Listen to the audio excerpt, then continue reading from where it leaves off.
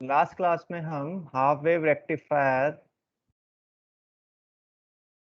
ले चुके थे। हमने हाफ वेव रेक्टिफायर के लिए IDC value, VDC value, IRMS value, VRMS value ये फाइंड किया था। देन उसके बाद रिपल फैक्टर फाइंड किया था। रिपल फैक्टर के बाद हमने रेक्टिफिकेशन एफिशिएंसी फाइंड आउट किया था। उसके बाद हमने पीक इनवर्स वोल्टेज क्या होती है वो समझा था। उसके बाद रिपल फ्रीक्वेंसी कितनी आएगी वो समझा था।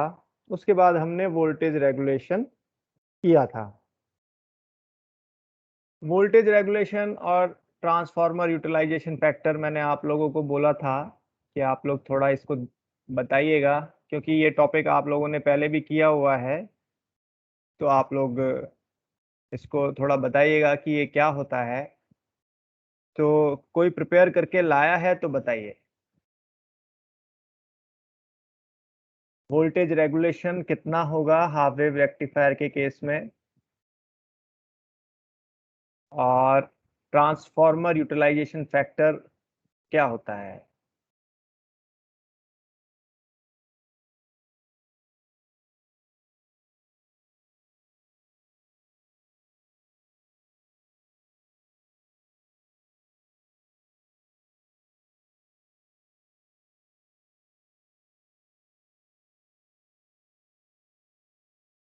Any idea? Am I audible students? Yes sir. Okay, any idea? किसी को कोई आइडिया है? ये टॉपिक आप लोगों ने पढ़ा हुआ है ना पहले?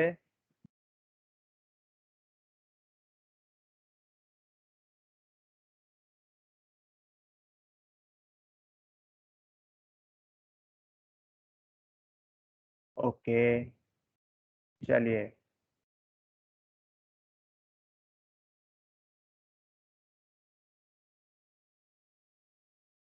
हम स्टार्ट करते हैं पीक इनवर्स वोल्टेज से, जो हम ले चुके हैं लास्ट क्लास में, लेकिन अगेन हम यहाँ से स्टार्ट कर रहे हैं। पीक इनवर्स वोल्टेज तो आप लोग बता सकते हैं इजीली। पीक इनवर्स वोल्टेज क्या होती है? What is peak inverse voltage? Sir voltage की मैक्सिमम वैल्यू होती है। नहीं, वोल्टेज की मैक्सिमम वैल्यू तो इसके नाम में ही है, लेकिन आप इसको थोड़ा प्रॉपरली समझते हैं तो बताइए, अदरवाइज हम इसको लें।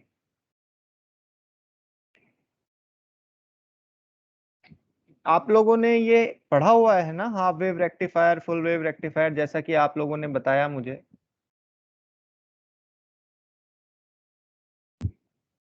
लास्ट क्लास में जो स्टूडेंट्स थे वो आज नहीं है। हम्म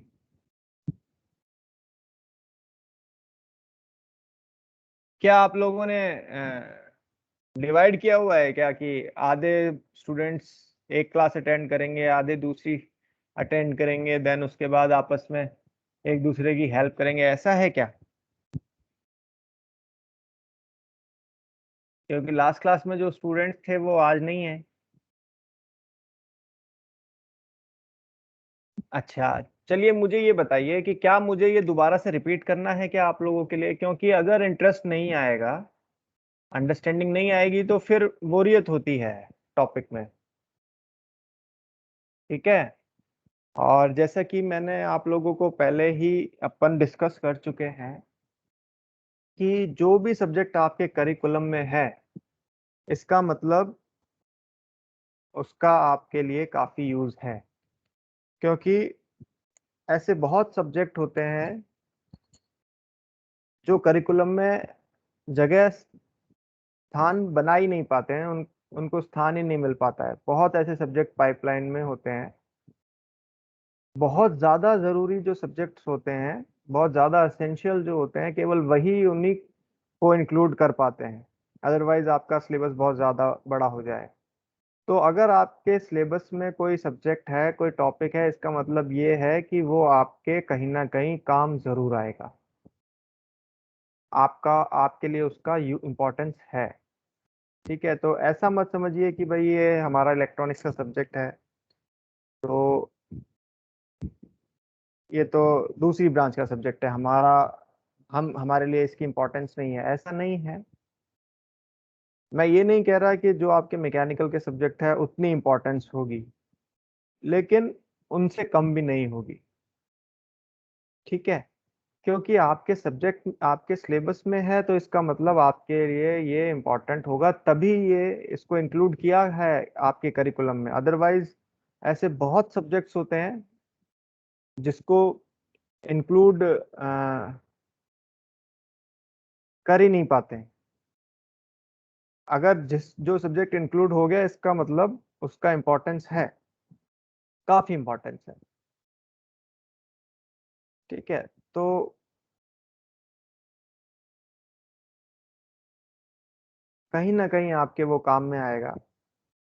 और अगर आप मिस करते हैं चीजें, आप ध्यान नहीं देते हैं सब्जेक्ट पे, तो इसका मतलब आप कुछ ना कुछ मिस करेंगे। ठीक है, तो इसीलिए ऐसा मत समझिए कि ये कोई दूसरी ब्रांच का सब्जेक्ट है तो हम क्यों पढ़ें इसको। तो मुझे ये बताइए कि अगर मैं यहीं से स्टार्ट कर दूं तो आप लोगों को अंडरस्टैंडिंग नहीं बन पाएगी। अगर मैं अगेन रिपीट करूं लास्ट क्लासेस का तो हमारा टाइम वेस्ट होता है। तो क्या किया जाए? अगर आप लोगों को थोड़ा अंदाजा है हाफ वेव रेक्टिफायर क्या होता है, क्या उसकी वर्किंग है, तो मैं यहाँ से स्टार्ट करूं। अदरवाइज फिर अगेन मैं हाफ वेव रेक्टिफायर थोड़ा सा आपको रिव्यू करवाऊं, क्योंकि आप लोग शायद पहले नहीं थे क्लासेस में। और ये दीपक फौजदार अगेन ये होल्ड हो गए हैं।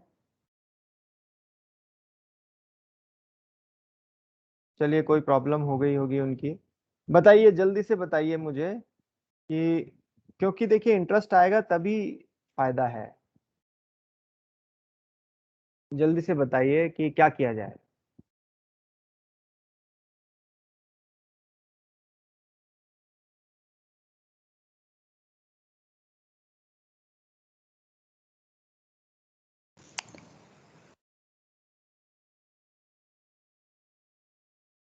सर थोड़ा हाफ वेव रेक्टिफायर के बारे में बता दो। अच्छा, ओके, रिपीट करवाना है आप लोगों को। अरे भाई, ऐसे तो हम बहुत ज़्यादा पिछड़ जाएंगे, ऑलरेडी हम थोड़ा सा पीछे हैं। ओके, चलिए।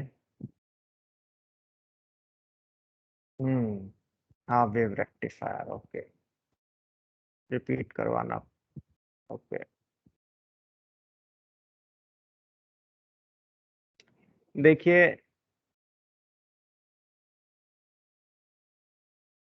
Half wave rectifier, rectifier basically क्या होता है कि जो रेक्टिफाई करे। ठीक है, यहाँ पर क्या रेक्टिफाई कर रहा है रेक्टिफायर? यहाँ पर एसी को वो डीसी में रेक्टिफाई कर रहा है। ठीक है, कैसे? एसी जो सप्लाई होती है वो आप जानते हैं कि उसमें पॉजिटिव साइकिल भी होगी, नेगेटिव साइकिल भी होगी। रेक्टिफाई क्या कर रहा है?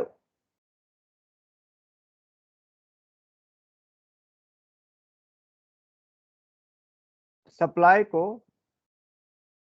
केवल उसकी नेगेटिव साइकिल को भी पॉजिटिव में कन्वर्ट कर रहा है। मींस वो रेक्टिफाई कर रहा है आपके सप्लाई वोल्टेज को, केवल वोल्टेज को एक ही डायरेक्शन में वो कन्वर्ट कर रहा है। समझ रहे हैं? रेक्टिफाई क्या कर रहा है? वोल्टेज, जो जो सप्लाई वोल्टेज आती है, जो एसी सिग्नल आता है हमारे घरों में, वो 220 वोल्ट 50 हर्ट्ज आता है। ठीक है, उसमें उसकी एक साइकिल में पॉजिटिव एक कंप्लीट साइकिल में हाफ पॉजिटिव साइकिल होती है और हाफ नेगेटिव होती है। इसकी अगर हम एवरेज वैल्यू लें तो एवरेज वैल्यू इसकी 0 आती है। ठीक है, तो ये हमारा एसी सिग्नल है, ये हमारा क्या है, एसी सिग्नल है। ठीक है, अब रेक्टिफाई क्या कर रहा है, इसको रेक्टिफाई कर रहा है, इसको डीसी में कन्वर्ट कर रहा है। ठीक है, इसको किस में कन्वर्ट कर रहा है, डीसी में कर रहा है। मीन्स इसकी नेगेटिव साइकिल को वो या तो रिमूव कर रहा है या उसको पॉजिटिव में ही कन्वर्ट कर रहा है। ठीक है, तो ये रेक्टिफायर क्या कर रहा है, रेक्टिफाई कर रहा है एसी को डीसी में। ओके, चलिए अब इसका यूज कहाँ आता है रेक्टिफायर का। इसका सबसे बेस्ट एग्जांपल है आपका रेगुलेटेड डीसी पावर सप्लाई। ठीक है, इसके बिना डीसी पावर सप्लाई के बिना तो हमारे काफी सारे काम रुक जाएं। हमें चाहिए होती है डीसी पावर सप्लाई, लैब्स में भी चाहिए होती है। ठीक है, तो डीसी पावर सप्लाई का एग्जांपल हम लेते हैं रेक्टिफायर को समझने के लिए। डीसी पावर सप्लाई बेसिकली क्या करता है, एसी सप्लाई को डीसी सप्लाई में कन्वर्ट करता है। एसी सप्लाई आपकी किस तरह की होगी, इस तरह की होगी। और डीसी सप्लाई क्या होती है, डीसी वोल्टेज क्या होती है, एक कांस्टेंट वोल्टेज। उसका प्लॉट यहाँ पे नहीं है शो, लेकिन डीसी आप जानते हैं, डीसी मीन्स एक, for example 5 volt DC, 10 volt DC means time के साथ वोल्टेज आपकी वेरी नहीं करेगी, वो कांस्टेंट रहेगी। तो रेगुलेटेड पावर सप्लाई क्या काम करती है, रेगुलेटेड डीसी पावर सप्लाई क्या काम करती है, इनपुट में एसी लेती है और आउटपुट में स्मूथ और रेगुलेटेड डीसी आउटपुट हमें मिलता है। ये अभी कांस्टेंट डीसी नहीं है, लेकिन उसका प्लॉट यहाँ नहीं है आप, लेकिन उसको इमेजिन कर सकते हैं, एक कांस्टेंट लाइन, एक straight line parallel to the X axis, एक कांस्टेंट वोल्टेज। ओके, तो रेगुलेटेड डीसी पावर सप्लाई क्या करती है, एसी सप्लाई को डीसी सप्लाई में कन्वर्ट करती है। चलिए, ये आपके सामने इसका ब्लॉक डायग्राम है। सबसे पहले रेगुलेटेड डीसी पावर सप्लाई में ट्रांसफार्मर होगा। ठीक है, वो क्या करेगा, 220 वोल्ट अगर हमारे पास आ रही है, हमें अगर 220 वोल्ट की जरूरत नहीं है, तो ये ट्रांसफार्मर दो काम करेगा। सबसे पहले तो स्टेप डाउन करेगा, ये स्टेप डाउन ट्रांसफार्मर होगा। स्टेप डाउन करेगा, ये 220 वोल्ट को स्टेप डाउन करेगा, कम वोल्टेज में कन्वर्ट करेगा। सेकेंडली ये आइसोलेट भी करेगा एसी इनपुट को और रेस्ट ऑफ द सर्किट को, ये आइसोलेट करेगा। ठीक है, तो ये काम है स्टेप डाउन ट्रांसफार्मर का। यहाँ पे हम स्टेप अप ट्रांसफार्मर यूज नहीं करेंगे, हमें ज्यादा वोल्टेज नहीं चाहिए, हमें कम वोल्टेज चाहिए, तो हम स्टेप डाउन करेंगे। अब एसी सप्लाई इस तरह की होती है हमारी, सिनुसाइडल होती है, 50 हर्ट्ज 220 वोल्ट आती है। ठीक है, अब ट्रांसफार्मर ने क्या किया, उसको स्टेप डाउन किया, उसका एम्पलीट्यूड कम कर दिया, वोल्टेज का एम्पलीट्यूड कम कर दिया। यहाँ पर हालांकि सेम दिख रहा है, लेकिन स्टेप डाउन क्या करेगा, वोल्टेज को कम कर देगा। अब वो वोल्टेज हम अप्लाई करेंगे रेक्टिफायर में। रेक्टिफायर क्या करेगा, एसी को डीसी में कन्वर्ट करेगा, लेकिन वो प्योर डीसी में कन्वर्ट नहीं कर पाता, वो पल्सेटिंग डीसी में कन्वर्ट करता है। मींस डीसी कंटिन्यूअसली वेरी होती है। ठीक है भाई, एसी मींस ऑल्टरनेटिंग करंट, इसकी एवरेज वैल्यू 0 होती है। डीसी मींस डायरेक्ट करंट, जिसमें एवरेज वैल्यू 0 नहीं होगी, या तो पॉजिटिव होगी या नेगेटिव होगी। यहाँ पे हम पॉजिटिव का एग्जांपल ले लेते हैं, पॉजिटिव होगी। लेकिन डायरेक्ट करंट, रेक्टिफायर जो डायरेक्ट करंट देता है, जो डीसी देता है, वो कांस्टेंट डीसी नहीं दे पाता, वो डीसी चेंज होती रहती है। वो डीसी बेसिकली पल्सेटिंग डीसी होती है। तो रेक्टिफायर बेसिकली पल्सेटिंग डीसी देता है। वो रेक्टिफायर जो आउटपुट देता है, वो इस तरह का आउटपुट देता है। ये हमारी डीसी आ गई, लेकिन ये कांस्टेंट डीसी नहीं है, ये पल्सेटिंग डीसी है। इसमें कुछ एसी कंपोनेंट है जिनको हम रिपल्स कहते हैं। ठीक है, ये चेंजिंग जो रिपल्स हैं, ये कांस्टेंट डीसी नहीं है, ये इसमें रिपल्स आ गए हैं। लेकिन ये बेसिकली डीसी है, क्योंकि इसकी एवरेज वैल्यू नॉन जीरो है, पॉजिटिव है। ठीक है, तो ये बेसिकली डीसी है, ये हमारी एसी थी, ये हमारी डीसी है।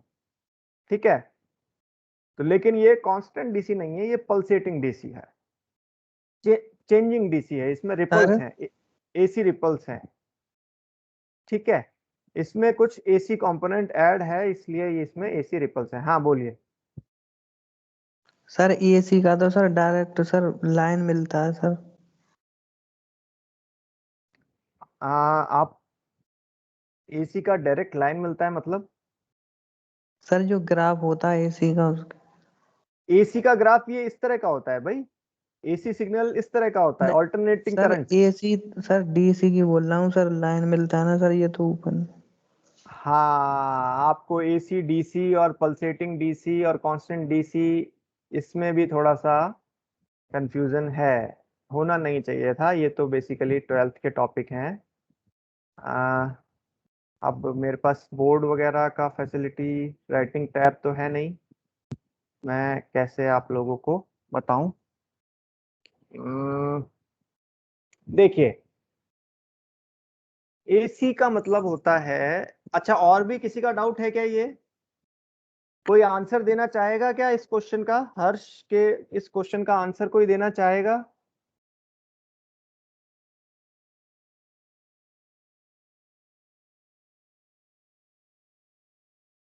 दीपक फौजदार, are you there?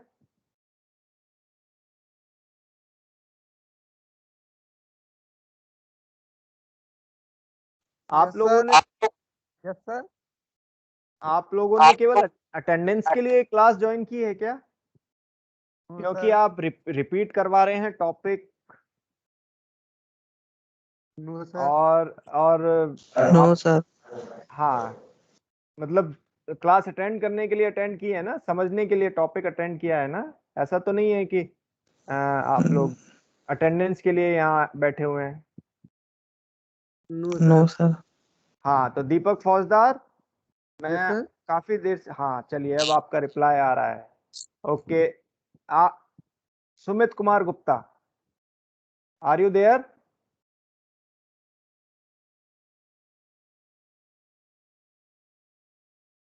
Sumit Kumar Gupta, are you there?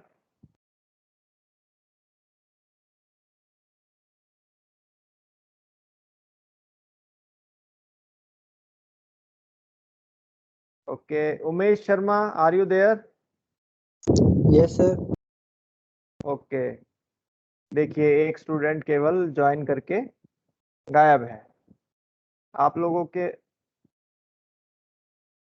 चलिए, आप में से कोई हर्ष के इस क्वेश्चन का आंसर देना चाहेगा?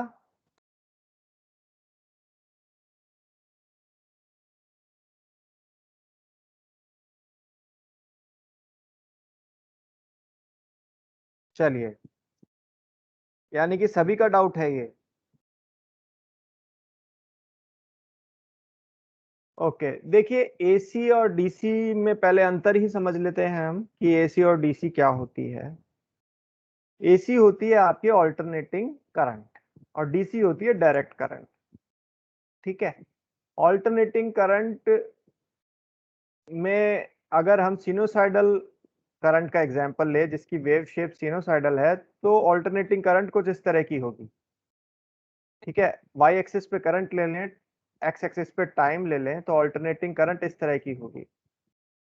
ठीक है, देखिए आप लोग काफी बेसिक चीजें करवा रहे हैं मुझसे और रिपीट करवा रहे हैं टॉपिक, और पिछली क्लासेस में जो स्टूडेंट आए थे वो आज आए नहीं हैं, तो इसका मतलब ये कि अपना कोर्स पिछड़ रहा है। ठीक है, काफी अपन लेट हो रहे हैं, और आप लोग पहले नहीं आए हैं, आप लोग अभी आए हैं, तो बड़ा एक डाउट क्रिएट हो रहा है कि जो पहले स्टूडेंट्स आते थे वो नहीं आए हैं, आप लोग नए स्टूडेंट्स आए हैं, तो अ, थोड़ा सा हम इससे डिले होगा, हमारा सिलेबस पिछड़ेंगे हम, बट कोई बात नहीं, हमारे कॉन्सेप्ट्स तो एटलीस्ट क्लियर होने चाहिए। तो इसको हम ले रहे हैं, बट थोड़ा सा हमारा जो सिलेबस है वो डिले होगा, क्योंकि ऑलरेडी हम पीछे थे, और हम थोड़ा सा लेट हो रहे हैं, बट हम ले लेते हैं। बट हम ले लेते हैं। देखिए, ऑल्टरनेटिंग करंट में सिनोसाइडल, ऑल्टरनेटिंग करंट का हम एग्जांपल ले रहे थे। सिनोसाइडल, ये वेव शेप, इस वेव शेप को हम सिनोसाइडल वेव शेप कहते हैं। आपने इक्वेशन पढ़ी होगी sine omega T, yes sir. v is equal to V M sine omega T. ठीक है, तो उसको हम अगर प्लॉट करें, या I is equal to I M sine omega T, उसको हम प्लॉट करें तो इस तरह की शेप आती है। ठीक है, इस तरह की हमारी शेप आती है। ओके, तो एक्स एक्स वाई एक्सिस पे अगर हम करंट लें और एक्स एक्सिस पे ओमेगा टी लें, ओमेगा टी, यहाँ टी लिया हुआ है, ओमेगा टी अगर हम लें, omega T means theta, theta is equal to omega T. T भी ले सकते हैं, शेप इसी तरह की आएगी, लेकिन उसमें फिर एक्स एक्सिस पे स्केल टी का लेना पड़ेगा। कोई भी आप ले सकते हैं, अभी तो हम ऑल्टरनेटिंग करंट समझ रहे हैं। तो एक्स वाई एक्सिस पे हमारा करंट आएगा, एक्स एक्सिस पे थीटा आएगा या टी आएगा। Theta is equal to omega T, theta और टी आपस में रिलेटेड हैं। थीटा की वैल्यू होती है ओमेगा टी, टी को अगर आप ओमेगा से मल्टीप्लाई कर देंगे तो थीटा आ जाएगा। Theta is angle, T is time. चलिए, तो ये हमारी क्या है, सिनुसॉइडल ऑल्टरनेटिंग करंट है। इसकी अगर हम एवरेज वैल्यू लें, एवरेज वैल्यू, एवरेज वैल्यू इसकी जीरो है, इसकी एवरेज वैल्यू जीरो है, मींस डीसी वैल्यू इसकी जीरो है। ओके, तो ये हमारी ऑल्टरनेटिंग करंट होती है, प्योर ऑल्टरनेटिंग करंट। अब डीसी करंट, डायरेक्ट करंट क्या होती है? डायरेक्ट करंट वो होती है जिसकी एवरेज वैल्यू जीरो ना हो, या तो पॉजिटिव हो या नेगेटिव हो, या तो पॉजिटिव हो या नेगेटिव हो, पर एक ही डायरेक्शन में करंट फ्लो करे। यहां पर पहले करंट एक पॉजिटिव डायरेक्शन में फ्लो हो रही है, एक डायरेक्शन में फ्लो हो रही है। मान लीजिए लोड आपका कनेक्ट है, तो ऊपर से नीचे लोड में फ्लो हो रही है करंट। ठीक है, और नेक्स्ट साइकिल में करंट कहां फ्लो हो रही है? नीचे से ऊपर फ्लो हो रही है। ठीक है, तो कंप्लीट साइकिल में करंट आपकी, करंट की एवरेज वैल्यू क्या हो गई? जीरो हो गई। तो ये ऑल्टरनेटिंग करंट है। डायरेक्ट करंट क्या होती है? डायरेक्ट करंट मींस करंट एक ही डायरेक्शन में फ्लो हो through out cycle, through out the time. ठीक है, ऑल्टरनेटिंग करंट में क्या होगा, एक साइकिल के बाद दूसरी साइकिल आएगी, वो भी इसी तरह की होगी, तो वो आपकी ऑल्टरनेटिंग करंट है। डायरेक्ट करंट में क्या होता है कि करंट एक ही डायरेक्शन में फ्लो होती है, या तो पॉजिटिव डायरेक्शन में होती है या नेगेटिव डायरेक्शन में होती है। अगर एवरेज वैल्यू करंट की नॉन जीरो आए, या तो पॉजिटिव आए या नेगेटिव आए, तो वो आपकी डायरेक्ट करंट होती है। जैसे, और डायरेक्ट करंट के कॉरस्पॉन्डिंग जो वोल्टेज है वो डीसी वोल्टेज हो गई, एसी करंट के कॉरस्पॉन्डिंग जो वोल्टेज हो गई वो एसी वोल्टेज हो गई। अगर अल्टरनेटिंग करंट को आप रेजिस्टेंस से मल्टीप्लाई कर देंगे तो वोल्टेज आ जाएगी। इसी तरह से डायरेक्ट करंट को अगर आप रेजिस्टेंस से मल्टीप्लाई कर देंगे तो वोल्टेज आ जाएगी। तो रेजिस्टेंस तो कांस्टेंट है, तो जिस तरह की करंट है उसी तरह की वोल्टेज आएगी। तो अगर ऑल्टरनेटिंग करंट है तो ऑल्टरनेटिंग वोल्टेज आएगी, डीसी करंट है तो डीसी वोल्टेज आएगी। ठीक है, तो डीसी वोल्टेज या डीसी करंट क्या होती है? जिसमें पर थ्रू आउट द टाइम पर साइकिल वैल्यू नॉन जीरो आए, एवरेज वैल्यू नॉन जीरो आए, या तो पॉजिटिव आए या नेगेटिव आए। ठीक है, अब आपने जो डीसी पढ़ी हुई है वो डीसी कांस्टेंट डीसी पढ़ी हुई है, जैसे 5 वोल्ट डीसी, 10 वोल्ट डीसी, उसमें स्ट्रेट लाइन आती है। उसमें कैसी लाइन आती है? स्ट्रेट लाइन आती है, बिल्कुल जैसे ये कर्व हम लें, इस यहाँ पे बिल्कुल स्ट्रेट लाइन ड्रॉ कर दें, तो इस तरह की हमारी डीसी आती है। वाई एक्सिस और एक्स एक्सिस, वाई एक्सिस पे हम डीसी वोल्टेज या करंट लें, एक्स एक्सिस पे टाइम लें, तो स्ट्रेट लाइन आएगी हमारी, ऐसी बिल्कुल स्ट्रेट लाइन। ये तो अब थोड़ी सी इसमें रिपल्स आ रहे हैं, बिल्कुल स्ट्रेट लाइन आपकी आएगी एक्स एक्सिस के पैरेलल। वो आप लोगों ने पढ़ी हुई है, वो डीसी होती है, लेकिन वो उसको वो बेसिकली कांस्टेंट डीसी है, कांस्टेंट डीसी है। अगर हम इस करंट की बात करें, इस करंट की अगर हम बात करें, तो इसकी भी अगर आप एवरेज वैल्यू लेंगे तो ये, इसकी भी एवरेज वैल्यू नॉन जीरो आएगी, और इस केस में वैल्यू पॉजिटिव आएगी। तो ये भी बेसिकली है तो डीसी, लेकिन इसकी ये पल्सेटिंग डीसी है, चेंज हो रही है इसकी वैल्यू, ये देखिए इस तरह से चेंज हो रही है। लेकिन अगर हम एवरेज वैल्यू लें तो इसकी एवरेज वैल्यू नॉन जीरो आएगी। तो ये है डीसी, लेकिन ये पल्सेटिंग डीसी है, ठीक है, पल्सेटिंग डीसी। इसमें कुछ रिपल्स हैं, इसमें कुछ रिपल्स हैं। ये जो एसी कंपोनेंट होता है इसको रिपल्स बोलते हैं। जो चेंजिंग हो रहा है ना, ये चेंज हो रहा है जो, उसको रिपल्स बोलते हैं। इसके बाद ये वोल्टेज, ये भी डीसी वोल्टेज है, लेकिन इसमें भी कुछ चेंज हो रहा है, लेकिन इसमें इसके कंपैरिजन में कम चेंजेस आ रहे हैं, ठीक है। इसके बाद अगर एक बिल्कुल स्ट्रेट लाइन अगर हमारी आ जाती है तो वो प्योर डीसी होती है, जो आप लोगों ने पढ़ी हुई है, ठीक है, उसको बोलते हैं प्योर डीसी। लेकिन ये भी डीसी है, ये भी डीसी है, क्योंकि इन दोनों की एवरेज वैल्यू नॉन जीरो है। ये एसी है क्योंकि इसकी एवरेज वैल्यू क्या है, जीरो, ठीक है। तो ये आपके बेसिक कॉन्सेप्ट्स 12th में आप लोगों ने पढ़े होंगे या फर्स्ट ईयर में भी पढ़े होंगे। अभी कोई डाउट है तो बताइए, अगर डाउट है तो हम इसको लें और डिटेल में, अदरवाइज हम आगे चलें। क्लियर है? Yes sir. ओके, सब लोग बोलिए,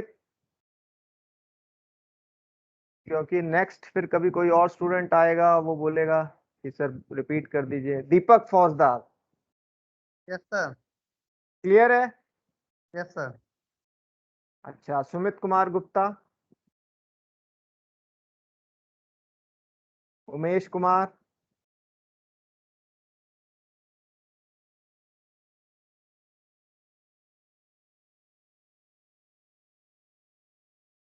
उमेश, उमेश शर्मा। अब ये उमेश शर्मा भी गायब हो गए हैं। देखिए, आप लोग अगर इंटरेक्ट नहीं करेंगे, पार्टिसिपेट नहीं करेंगे, हाँ, अगर आप लोग इंटरेक्ट नहीं करेंगे, पार्टिसिपेट नहीं करेंगे, तो कैसे हम आगे बढ़ेंगे? कैसे मुझे पता चलेगा कि भाई आप लोगों को समझ में आ भी रहा है या नहीं आ रहा है, इंटरेस्ट आ रहा है नहीं आ रहा है, अंडरस्टैंडिंग बन रही है या नहीं बन रही है? कैसे पता चलेगा? या फिर मैं ये करूं कि भाई अपना टॉपिक लूं, उसको एक्सप्लेन करूं और क्लास को बंद करूं, आप लोगों से कोई फीडबैक ना लूं कि भाई समझ में आ रहा है या नहीं आ रहा है? तो फ्रैंकली बताइए, ऐसा कुछ नहीं है। आप लोग कह सकते हैं कि सर ये टॉपिक हमें आता है, हम आगे चलें, और अगर एक्सप्लेन करवाना है जैसे एक्सप्लेन करवाइए, कोई प्रॉब्लम नहीं है उसमें, लेकिन कुछ इंटरेक्शन कीजिए। एटलीस्ट उससे टाइम तो वेस्ट नहीं हो रहा है, कुछ कर रहे हैं हम, चाहे डिले हो रहा है लेकिन टाइम तो वेस्ट नहीं हो रहा है। आज बहुत अच्छी बात हुई कि भाई जो भी कोई किसी ने क्वारी थी उसने पूछ लिया। चलिए आगे चलते हैं। तो अभी आप लोग क्लियर हैं, ठीक है। हमें एक्चुअली वही प्योर डीसी चाहिए। रेगुलेटेड डीसी पावर सप्लाई क्या करती है? वही pure DC, constant DC output में देती है। लेकिन वो कांस्टेंट डीसी बनती कैसे है ये तो देखिए। रेगुलेटेड पावर सप्लाई की हेल्प से हम वो प्योर डीसी बनाते हैं, ठीक है। प्योर डीसी हम रेगुलेटेड पावर सप्लाई की हेल्प से बनाते हैं। या तो आप सेल खरीद के ले आइए, बैटरी खरीद लाइए, है ना, लेकिन वो एक लिमिटेड वोल्टेज की मिलेगी आपको, और वो फिर डिस्चार्ज हो जाएगी, ठीक है। ये आपकी कंटिन्यूसली आपको कांस्टेंट डीसी सप्लाई देती रहेगी। कैसे बनती है वो देखिए। बस आपको क्या करना है, एसी इनपुट आपको चाहिए और ये रेगुलेटेड डीसी पावर सप्लाई चाहिए। क्या क्या होता है रेगुलेटेड डीसी पावर सप्लाई में? एसी इनपुट मिला हमें 220 वोल्ट 50 हर्ट्ज, इस तरह का वेव शेप होगा उसका। एसी, ये भी एसी है, ये भी एसी है, थोड़ा डिफरेंस दिख रहा है, लेकिन बेसिकली एसी है ये, सिनोसाइडली एसी। थोड़ा सा प्रैक्टिकली डिफरेंस आ जाता है वेव शेप में, बट दोनों ऑल्टरनेटिंग सिग्नल है और सिनोसाइडल सिग्नल है। ऑल्टरनेटिंग का मतलब ये होता है, ऑल्टरनेट का मतलब क्या होता है? एक बार पॉजिटिव एक बार नेगेटिव, एक बार पॉजिटिव एक बार नेगेटिव, और equal equal positive equal negative, तो वो ऑल्टरनेटिंग आपकी करंट हो गई, ऑल्टरनेटिंग वोल्टेज हो गई। चलिए, तो ट्रांसफार्मर ने स्टेप डाउन किया, मींस एम्पलीट्यूड वोल्टेज का रिड्यूस कर दिया। ओके, क्योंकि ज्यादा अगर वोल्टेज की रिक्वायरमेंट नहीं है तो हम स्टेप डाउन करेंगे, तो हमारी वोल्टेज रिड्यूस हो गई। पहले एम्पलीट्यूड ज्यादा था तो उसके बाद कम हो गया। यहाँ पे दोनों एम्पलीट्यूड सेम दिख रहे हैं। एम्पलीट्यूड मतलब मैक्सिमम वोल्टेज जो वेव आपकी रीच कर सकती है, ठीक है, उसको एम्पलीट्यूड बोलते हैं। आप लोग जानते होंगे, 12th में पढ़ा होगा आपने। तो अभी दोनों सेम दिख रहे हैं, लेकिन क्योंकि ये स्टेप डाउन ट्रांसफार्मर है तो ये एम्पलीट्यूड कम होगा इसके कंपैरिजन में। एसी इनपुट वोल्टेज ज्यादा होगा, एसी आउटपुट वोल्टेज ट्रांसफार्मर का कम होगा। तो ये हमने अप्लाई किया रेक्टिफायर में। रेक्टिफायर ने इसको क्या कर दिया, उसको डीसी में कन्वर्ट कर दिया, डीसी वोल्टेज में कन्वर्ट कर दिया। लेकिन वो डीसी वोल्टेज पल्सेटिंग वोल्टेज है, वो कांस्टेंट डीसी नहीं है। रेक्टिफायर कांस्टेंट डीसी में कन्वर्ट नहीं कर पाता, वो पल्सेटिंग डीसी में कन्वर्ट करता है। अब पल्सेटिंग डीसी को हम फिल्टर और रेगुलेटर सर्किट की हेल्प से प्योर डीसी में कन्वर्ट करते हैं। फिल्टर का आउटपुट कुछ इस तरह का होता है, और उसके बाद जो हम रेगुलेटर सर्किट का यूज करते हैं, जो ये रेगुलेटर लिखा हुआ है यहाँ पे, फिल्टर का आउटपुट इस तरह का होता है, और रेगुलेटर सर्किट का आउटपुट होता है प्योर डीसी, जो यहाँ पे शो नहीं है। प्योर डीसी मतलब एक कांस्टेंट डीसी वोल्टेज, वो यहाँ पे शो नहीं है। आप इमेजिन कर सकते हैं कांस्टेंट डीसी वोल्टेज, 5 वोल्ट या 10 volt, constant line, straight line, ठीक है। उस तो रेगुलेटर का वो आउटपुट होगा। ओके, तो ये आपका रेगुलेटेड डीसी पावर सप्लाई का ब्लॉक डायग्राम है। यहां पर रेक्टिफायर का यूज आ रहा है। हमारा टॉपिक है ये रेक्टिफायर। मींस रेक्टिफायर क्या कर रहा है, एसी को पल्सेटिंग डीसी में कन्वर्ट कर रहा है। ये कैसे कर रहा है, कितने टाइप के रेक्टिफायर होते हैं, ये हमारा टॉपिक है, ठीक है। तो सबसे पहले बताइए, पावर सप्लाई क्लियर है? कोई प्रॉब्लम, कोई डाउट इसमें? No sir. दीपक,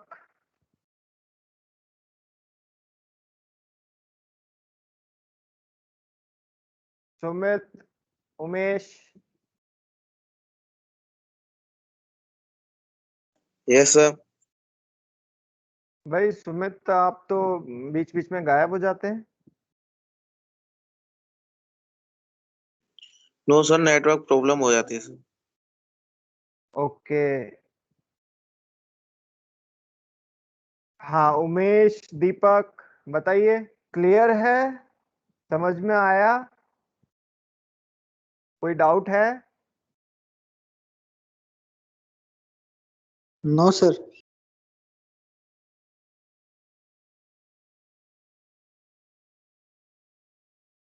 थोड़ा सा इंटरेस्ट भी आया क्या?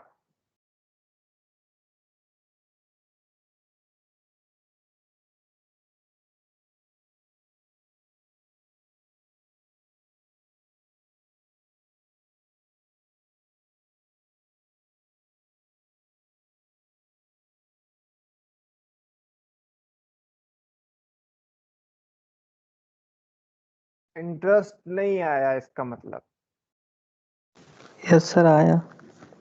आया, ओके। दीपक, आप गायब हो गए हैं अब क्या? कंटिन्यूअसली मेरे को आप लोगों से आउटपुट चाहिए रहता है, इंटरेक्शन चाहिए रहता है। आप कंटिन्यूअसली रेडी रहिए माइक को ऑन ऑफ करने के लिए। मैं वन वे कम्युनिकेशन नहीं करूंगा, क्योंकि उससे प्रॉब्लम ये आती है कि मैं आगे चल रहा हूं, आप लोगों को इंटरेस्ट ही नहीं आ रहा है, तो फायदा नहीं है आगे चलने का। जितना करेंगे हम क्लास में उतना हमें आना चाहिए। सिलेबस डिले हो रहा है तो होने दीजिए।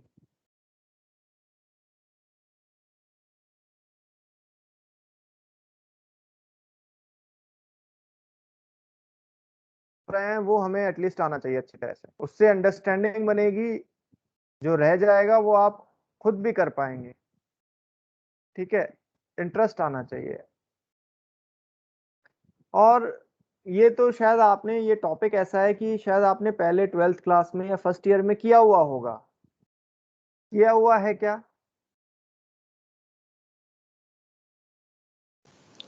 सर EAC DC पढ़ा था सर, पल्सिंग वोल्ट सर ये तो नया ही पढ़ा है। ओके, समझ में आ गया? Yes sir. चलिए अब समझते हैं रेक्टिफायर। देखिए रेक्टिफायर टू टाइप्स के होते हैं, हाफ वेव रेक्टिफायर और फुल वेव रेक्टिफायर। ओके, सबसे पहले हम पढ़ेंगे हाफ वेव रेक्टिफायर। क्या पढ़ेंगे? Half wave rectifier. Half wave rectifier का सर्किट किस तरह का होता है? इस तरह का सर्किट है हाफ वेव रेक्टिफायर का। ठीक है, ये हमारा इनपुट ट्रांसफार्मर है, यहाँ पर हमारी एसी मेंस आ रही है, एसी सप्लाई जो हमारे घरों में आती है 220 वोल्ट 50 हर्ट्ज, जो आपके स्विच बोर्ड वगैरह में आती है ना, वो हमारी एसी सप्लाई है। अभी हमने ऊपर ब्लॉक डायग्राम में देखा था ना, ट्रांसफार्मर का इनपुट क्या है हमारा 220 वोल्ट 50 हर्ट्ज एसी इनपुट, जो हमारे घरों में स्विच बोर्ड वगैरह में सप्लाई आती है वो, या हमारी लैब में भी आप स्विच में बोर्ड वगैरह में आप देखेंगे स्विच बोर्ड में, तो इस वहां से भी आप ले सकते हैं। ठीक है, इलेक्ट्रिकल लैब में। चलिए, तो ये हमारा एक्चुअल सर्किट है, ये ट्रांसफार्मर है और ये हमारा हाफ वेव रेक्टिफायर का सर्किट है। ये हमारा क्या है? हाफ वेव रेक्टिफायर का सर्किट है।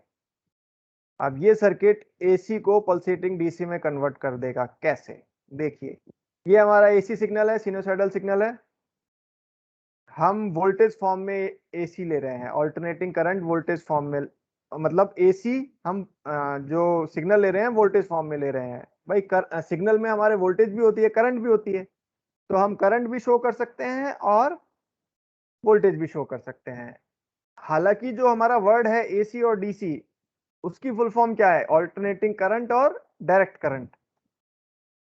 ठीक है, बट एसी वर्ड हम नॉर्मली ऑल्टरनेटिंग वोल्टेजेस और करंट दोनों के लिए यूज करते हैं, और डीसी वर्ड जो डीसी हम जो शॉर्ट फॉर्म यूज करते हैं वो डायरेक्ट करंट और डायरेक्ट डीसी वोल्टेज दोनों के लिए यूज में करते हैं। ठीक है, तो ये हमारी एसी वोल्टेज है, और अब ये एसी वोल्टेज को कैसे पल्सेटिंग डीसी वोल्टेज में कन्वर्ट होगी वो हम देखते हैं। सबसे पहले तो ये ट्रांसफार्मर स्टेप डाउन करेगा, एम्पलीट्यूड रिड्यूस करेगा, जितनी हमारी रिक्वायरमेंट है उसके अकॉर्डिंग हम टर्न्स रेशियो से उतने टर्न्स रेशियो का ट्रांसफार्मर लेंगे, और उसी के टर्न्स रेशियो के अकॉर्डिंग ये ट्रांसफार्मर हमें स्टेप डाउन करके यहाँ पे वोल्टेज देगा। ये वोल्टेज भी हमारी एसी वोल्टेज होगी। ठीक है, लेकिन उसका एम्पलीट्यूड इस वोल्टेज से कम होगा। चलिए, हमारी रिक्वायरमेंट के अकॉर्डिंग ये वोल्टेज हम ट्रांसफार्मर की हेल्प से लेंगे। अब ये वोल्टेज अप्लाई हो रही है हमारे हाफ वेव रेक्टिफायर सर्किट में, ये हमारा हाफ वेव रेक्टिफायर सर्किट है। ठीक है, क्योंकि ये एसी वोल्टेज है, ए और बी जो टर्मिनल्स पे हमने एसी वोल्टेज अप्लाई की है, एसी वोल्टेज को हम लिख सकते हैं इस तरह से, Vs is equal to V M sine omega T. Vs is equal to V M sine omega T. Okay, Vs is source voltage, Vm is amplitude, means maximum value जो AC voltage reach कर सकती है वो। Sign omega T आप जानते हैं, sign एक function है, इस तरह की वेव शेप आती है साइन की कुछ, और omega is angular frequency, T is time. Omega T basically इसकी यूनिट थीटा एंगल के फॉर्म में आती है, इसलिए हम ओमेगा टी को थीटा भी लिख सकते हैं। तो ये हमारी AC वोल्टेज अप्लाई हो गई हाफ वेव रेक्टिफायर सर्किट में। Vs is equal to V M sine omega T. यहां तक किसी को कोई प्रॉब्लम? No sir. चलिए, अब नो सर। ये है हमारा पीएन जंक्शन डायोड, और ये है हमारा लोड, रेक्टिफायर का लोड जिसके अक्रॉस हम आउटपुट लेंगे। पीएन जंक्शन डायोड क्या करता है, हम पिछली क्लासेस में पढ़ चुके हैं। अगर पीएन जंक्शन डायोड के अक्रॉस पॉजिटिव वोल्टेज अप्लाई होती है, मींस अगर ये फॉरवर्ड बायस होता है, फॉरवर्ड बायस और रिवर्स बायस हम ऑलरेडी पढ़ चुके हैं। पीएन जंक्शन डायोड की फॉरवर्ड बायस और रिवर्स बायस क्या होती है वो हम ऑलरेडी पढ़ चुके हैं। अगर ये डायोड, मैं एक बार थोड़ा सा दोबारा आपको बता दूं, अगर PN junction diode forward bias है तो आइडियली हम उसको शॉर्ट सर्किट की तरह एज्यूम कर सकते हैं, और अगर ये डायोड रिवर्स बायस है तो हम इसको as a open circuit, ideally open circuit की तरह एज्यूम कर सकते हैं। फॉरवर्ड बायसिंग अप्लाई होगी तो ये शॉर्ट हो जाएगा, रिवर्स बायसिंग अप्लाई करेंगे तो ये ओपन हो जाएगा। फॉरवर्ड बायसिंग मींस इस वाले टर्मिनल पे पॉजिटिव वोल्टेज और इस वाले पे नेगेटिव वोल्टेज अप्लाई हो गई, या इस टर्मिनल के रेस्पेक्ट में ये टर्मिनल पॉजिटिव हो गया तो ये फॉरवर्ड हो जाता है, और अगर ये टर्मिनल नेगेटिव हो गया इस टर्मिनल के रेस्पेक्ट में तो ये रिवर्स बायस हो जाता है। तो यहां पर हम जो सिग्नल अप्लाई कर रहे हैं वो इस तरह का सिग्नल होगा, एम्पलीट्यूड इससे कम होगा, उसमें पॉजिटिव साइकिल भी आएगी, नेगेटिव साइकिल भी आएगी। ये पॉजिटिव साइकिल है, ये नेगेटिव साइकिल है। पॉजिटिव साइकिल में ये टर्मिनल पॉजिटिव हो जाएगा इस रेस्पेक्ट में, इसके रेस्पेक्ट में, तो ये डायोड फॉरवर्ड बायस हो जाएगा। पॉजिटिव साइकिल में ये फॉरवर्ड बायस हो जाएगा और नेगेटिव साइकिल में ये रिवर्स बायस हो जाएगा। पॉजिटिव साइकिल में ये शॉर्ट हो जाएगा, नेगेटिव साइकिल में ये रिवर्स हो जाएगा, ओपन हो जाएगा। पॉजिटिव साइकिल में जब ये शॉर्ट होगा तो ये पूरी की पूरी पॉजिटिव साइकिल, इनपुट सिग्नल की पूरी पॉजिटिव साइकिल आरएल के अक्रॉस आ जाएगी। नेगेटिव साइकिल में जब ये शॉर्ट होगा तो ये डायोड ओपन हो जाएगा और आरएल के अक्रॉस कुछ भी नहीं आएगा। ठीक है, तो हमारा जो आउटपुट आएगा हाफ वेव रेक्टिफायर का वो किस तरह का आएगा देखते हैं।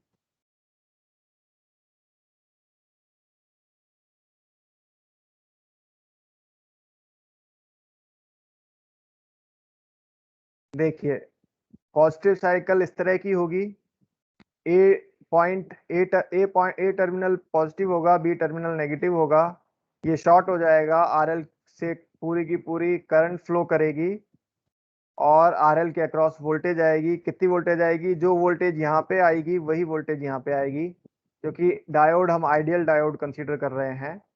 आइडियल डायोड और प्रैक्टिकल डायोड और डायोड की किस टाइप की कैरेक्टरिस्टिक्स होती है वो हम ऑलरेडी स्टडी कर चुके हैं। अभी हम आइडियल डायोड ले रहे हैं। फॉरवर्ड बायस हुआ तो शॉर्ट हो गया, रिवर्स बायस हुआ तो ओपन हो गया। जब ये फॉरवर्ड बायसिंग में शॉर्ट होगा तो यहाँ पर जो वोल्टेज आएगी वही पूरी की पूरी वोल्टेज हमारी लोड के अक्रॉस आ जाएगी। जब ये रिवर्स बायस होगा नेगेटिव साइकिल में, जब ए टर्मिनल नेगेटिव होगा, बी पॉजिटिव होगा, तो ये रिवर्स हो जाएगा, ओपन हो जाएगा, तो यहाँ पर कोई करंट फ्लो नहीं करेगी, आईएल 0 होगी और वीएल जो लोड है हमारा, लोड के अक्रॉस कोई करंट और कोई वोल्टेज नहीं आएगी। तो देखें इनपुट और आउटपुट सिग्नल किस तरह के होंगे। इनपुट वोल्टेज इस तरह की हमारी है, लोड वोल्टेज किस तरह की आएगी? इस तरह की। केवल पॉजिटिव साइकिल में ही हमारे को आउटपुट मिलेगा, नेगेटिव साइकिल में 0 आउटपुट मिलेगा। पॉजिटिव साइकिल में ही आउटपुट मिलेगा, नेगेटिव साइकिल में हमें 0 आउटपुट मिलेगा। लोड वोल्टेज इस तरह की आएगी। लोड करंट किस तरह की आएगी? वोल्टेज को आरएल से डिवाइड कर देंगे। वोल्टेज को जब हम लोड रेजिस्टेंस की वैल्यू से डिवाइड करेंगे तो करंट आ जाएगी। तो ये करंट हमारी इस तरह की आएगी, क्योंकि आरएल से डिवाइड कर रहे हैं, कांस्टेंट से डिवाइड कर रहे हैं, तो शेप तो सेम ही आएगी, बस वैल्यू कम हो जाएगी और यूनिट एम्पियर आएगी। यहाँ वोल्टेज यूनिट आएगी, यहाँ एम्पियर आएगी और एम्पलीट्यूड इसके कंपैरिजन में कम आएगा। बट यहाँ पे हम केवल ये शो कर रहे हैं कि पॉजिटिव साइकिल तो आएगी, नेगेटिव साइकिल नहीं आएगी। ठीक है, तो इस तरह का हमें आउटपुट मिल जाएगा। तो आप देखिए लोड वोल्टेज या लोड करंट अगर हम लें तो ये इसकी एवरेज वैल्यू क्या आएगी? इसकी एवरेज वैल्यू नॉन जीरो आएगी और प्रिसाइजली पॉजिटिव आएगी, greater than zero, non zero आएगी और पॉजिटिव आएगी। तो मींस ये अब डीसी में कन्वर्ट हो गया है। लोड वोल्टेज अब डीसी वोल्टेज है, लोड करंट भी डीसी करंट है, लेकिन कांस्टेंट नहीं है, कांस्टेंट नहीं है, प्योर डीसी नहीं है। जो डीसी हम पढ़ते हैं, जो जिसको हम डीसी बोलते हैं और जिसको हम एज ए डीसी यूज करते हैं, वो डीसी नहीं है।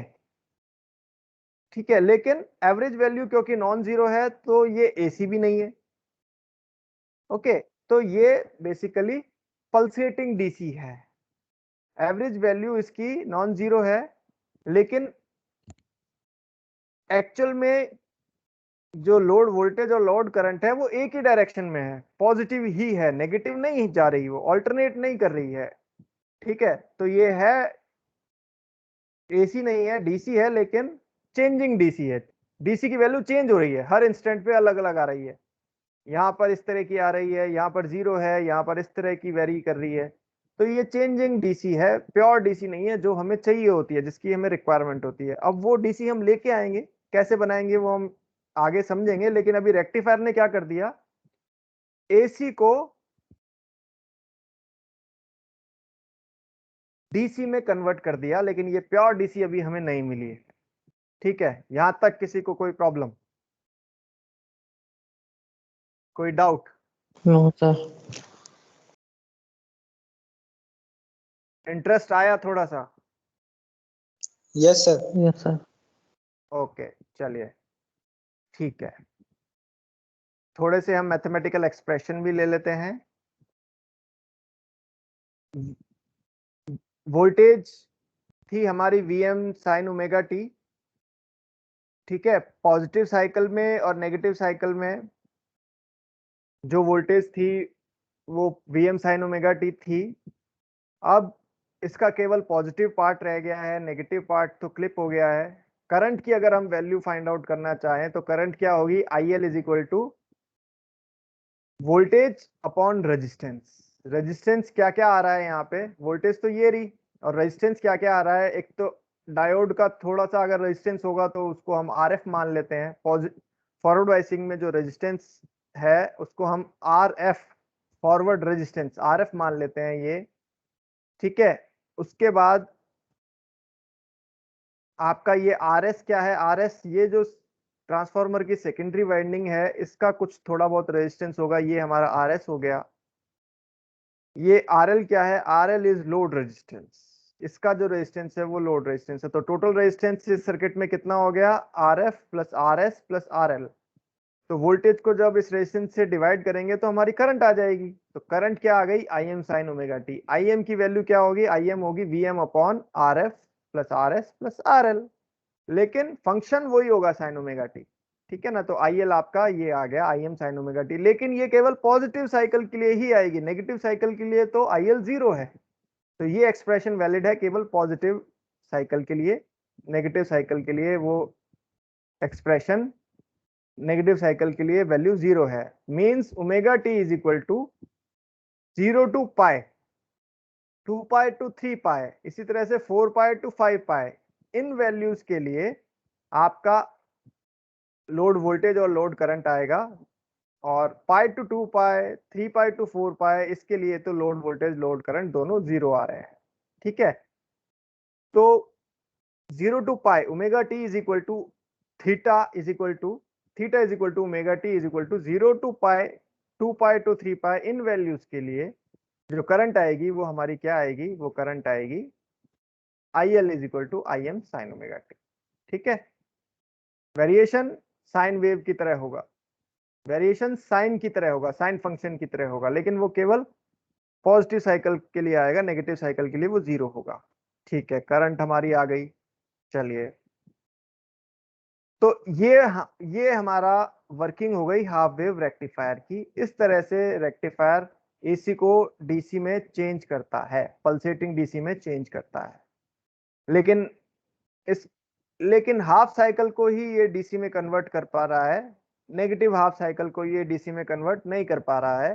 तो इसलिए इसको रेक्टिफायर तो है ये, लेकिन ये केवल हाफ वेव रेक्टिफायर है, हाफ वेव को ही ये रेक्टिफाई कर पा रहा है, हाफ वेव को के लिए ही ये डीसी में कन्वर्ट कर पा रहा है, इसलिए ये हाफ वेव रेक्टिफायर है, ठीक है। एक रेक्टिफायर हम आगे ऐसा पढ़ेंगे जो नेगेटिव साइकिल को भी डीसी में कन्वर्ट कर देगा, नेगेटिव साइकिल को भी पॉजिटिव साइकिल में कन्वर्ट कर देगा, तो वो हमारा फुल वेव रेक्टिफायर होगा। वो क्या होगा, हमारा फुल वेव रेक्टिफायर, ठीक है। ये हमारा हाफ वेव रेक्टिफायर है। चलिए, यहां तक क्लियर है। अब इसके बाद आता है इसका मैथमेटिकल एनालिसिस। कुछ छोटी छोटी सी वैल्यूज हैं, मैथमेटिकल वैल्यूज हैं, जिनकी हेल्प से हम इस रेक्टिफायर का एनालिसिस करते हैं, मैथमेटिकल एनालिसिस करते हैं। वो वैल्यूज क्या है, average current, average voltage, RMS current, RMS voltage, ये सब आपने पहले भी पढ़ा हुआ है 12th क्लास में। 12th क्लास में पढ़ा हुआ है ना, डीसी वैल्यू, कोई सिनुसाइडल फंक्शन है, Yes, sir.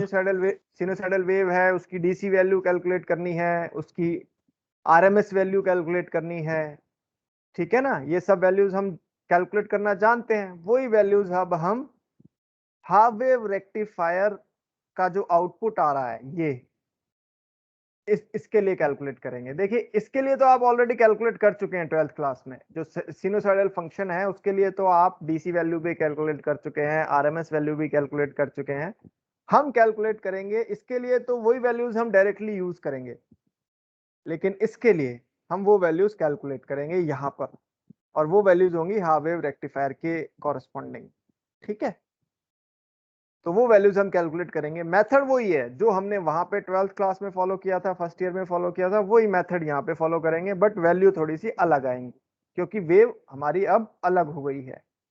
ठीक है, ये पहले ये वेव थी, अब ये वेव आ गई है, तो हमारी वेव अलग हो गई है, तो ये वैल्यूज थोड़ी सी हमारी अलग आएंगी, मेथड वही रहेगा। ठीक है, तो थोड़ा सा रिवाइज करके आइएगा नेक्स्ट क्लास में आप। और बेसिकली ये टॉपिक हमारा डी की क्लास में हो गया है। हम काफी सारी वैल्यूज कैलकुलेट कर चुके हैं। कौन कौन सी वैल्यूज कैलकुलेट कर चुके हैं मैं आपको बता देता हूं। हम कैलकुलेट कर चुके हैं एवरेज करंट, कैलकुलेट कर चुके हैं एवरेज वोल्टेज, कैलकुलेट कर चुके हैं आरएमएस करंट, कैलकुलेट कर चुके हैं आरएमएस वोल्टेज, कैलकुलेट कर चुके हैं रिपल फैक्टर कैलकुलेट कर चुके हैं, ये रिपल फैक्टर भी आपने पढ़ा हुआ होगा।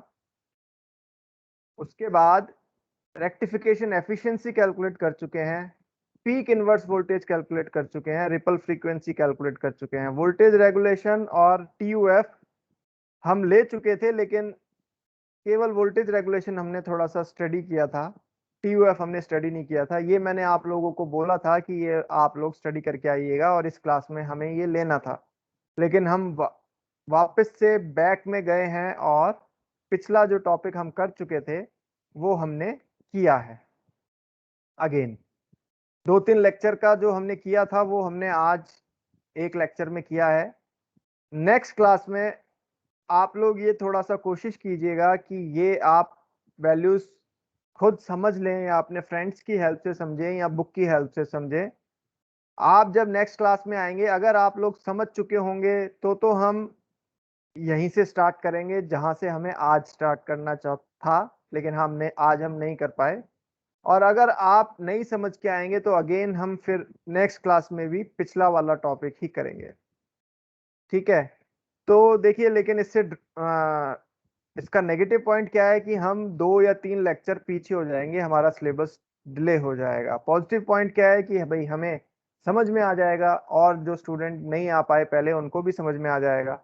तो ये डिसाइड आप लोगों को करना है कि आगे चलना है या पीछे का करना है, तो उसी हिसाब से आप मेरे को बता दीजिएगा, मैं नेक्स्ट क्लास में उसी हिसाब से लूंगा।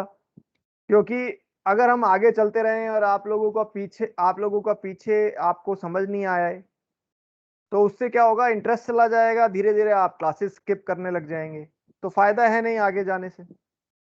मैं कोर्स कराता रहूंगा, बीच में होगा ये कि आप लोग क्लासेस में आना बंद कर देंगे, अटेंडेंस शॉर्ट हो जाएगी आप लोगों की, तो उससे फायदा नहीं है।